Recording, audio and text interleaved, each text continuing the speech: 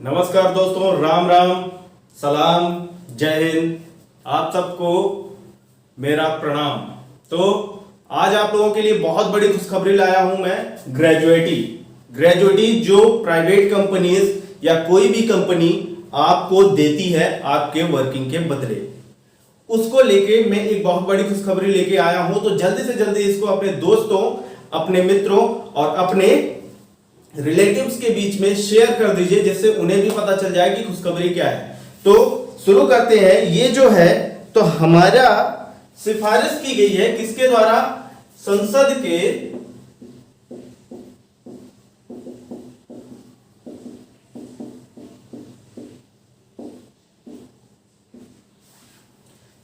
के स्थायी सदन के द्वारा क्या की गई है? सिफारिश की गई है। और इसकी रिपोर्ट ओम बिड़ला जी को, किसको? ओम बिड़ला जी को सौंपी जा चुकी है। किसको? ओम बिड़ला जी को, जो कौन है?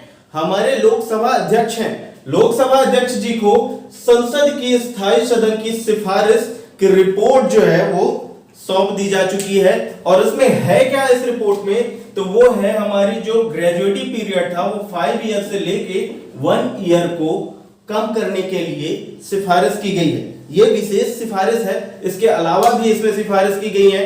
तो सबसे पहले देखते हैं कि ये जो 5 साल से 1 साल करने की जो रिपोर्ट बनाई गई है, तो बनाई किसने है? तो वो रिपोर्ट देखिए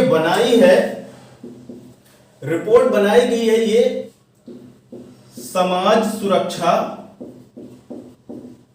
संहिता द्वारा। किसके द्वारा बनाई गई है? समाज सुरक्षा संहिता के द्वारा बनाई गई है। और ये जो है 2019 के शीतकालीन सत्र के दौरान सौंपी जा चुकी है, यानी सदन में सौंपी गई थी 2019 के शीतकालीन सत्र में। ठीक है, तो ये समाज सुरक्षा संहिता के द्वारा बनाई गई थी, जो कि 2019 के शीतकालीन सत्र में सबमिट की गई है। इसमें है क्या? इसमें 2 चीजों की सिफारिश की गई। देखिए, ये श्रमिकों की सामाजिक सुरक्षा कानून की जगह लेगी। पहली चीज तो ये है जो कि ये संहिता करेगी। दूसरी चीज क्या है? इसमें एक सिफारिश की गई है। सिफारिश में है, पहले तो है इसमें बेरोजगारी बीमा, और क्या किया गया है? इसका जो ग्रेजुएटी पीरियड है, ग्रेजुएटी पीरियड को 1 साल करने का सिफारिश की गई है। पहला तो बेरोजगारी बीमा के लिए की गई है सिफारिश, और दूसरी चीज क्या है? यहां पे ग्रेजुएटी पीरियड को 1 साल करने की, यानी कम करने की, 5 साल से 1 साल करने के लिए बोला गया है। तो देखिए, यहां पे पहले क्या होता था? 5 साल तक एक कर्मचारी को एक ही कंपनी में काम करना पड़ता था, तब जाके वो क्या होता था? ग्रेजुएटी का हकदार होता था। लेकिन अब ऐसा नहीं होगा। अब क्या होगा?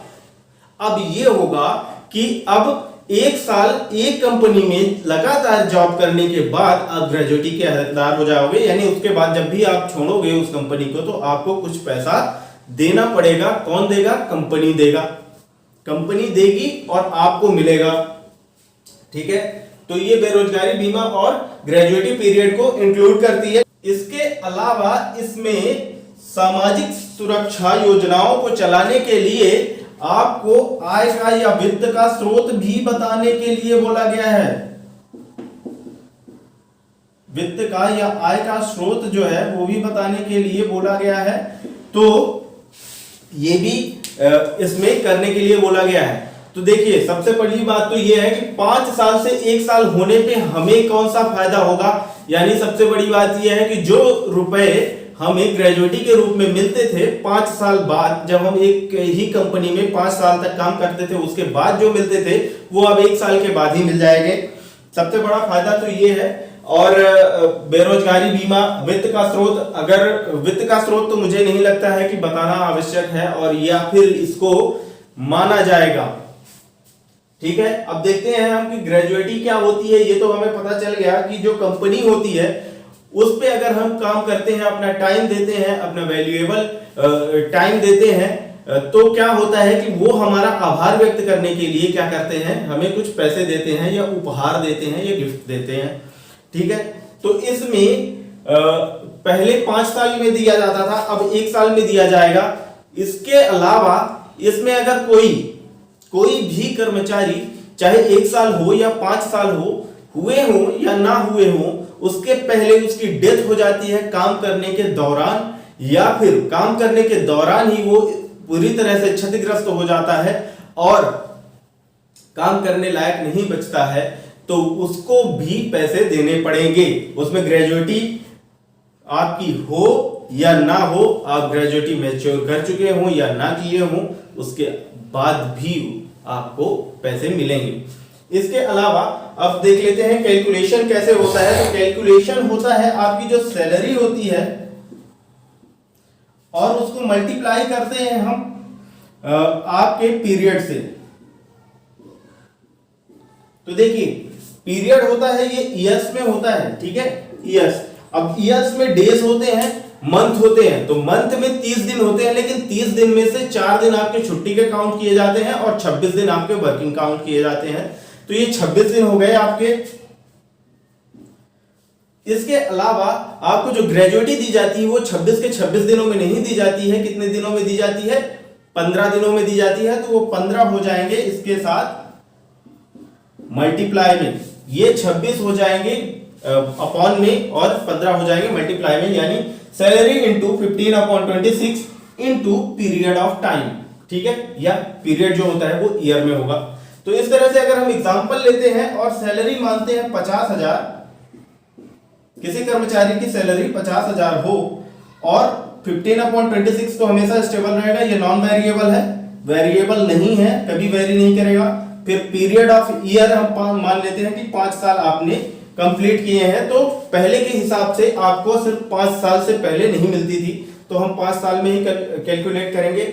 और जब इसको मल्टीप्लाई करेंगे तो ये इक्वल टू पहले ग्रेजुएटी आती थी और वो कितनी आएगी, देखिए इसको मल्टीप्लाई करके डिवाइड करेंगे तो जो भी आएगा हमारे पास वो होगा 1,44,230 रुपीज, यानी ये आपको उपहार के तौर पे या गिफ्ट के तौर पे मिलेगा कंपनी से, जो कि पहले सिर्फ 5 साल, कम से कम 5 साल काम करने पे मिलते थे, लेकिन अब आपको सिर्फ और सिर्फ 1 साल में ही मिलना शुरू हो जाएंगे।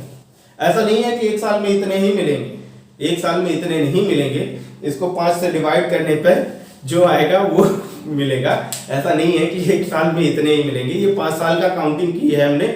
इसी के हिसाब से अगर हम 20 साल कहीं जॉब करते हैं और हमारी सैलरी कुछ और होती है तो उसे भी हम काउंट कर सकते हैं। तो ये जो हमारा बेसिक फॉर्मूला है ग्रेजुएटी काउंट करने का, अगर आप कहीं जॉब कर रहे हैं और आपके 5 साल हो गए हैं, आपको छोड़ने का मन है, तो आप ये ग्रेजुएटी उस कंपनी से मांग सकते हैं, ठीक है, ये आपका हक है।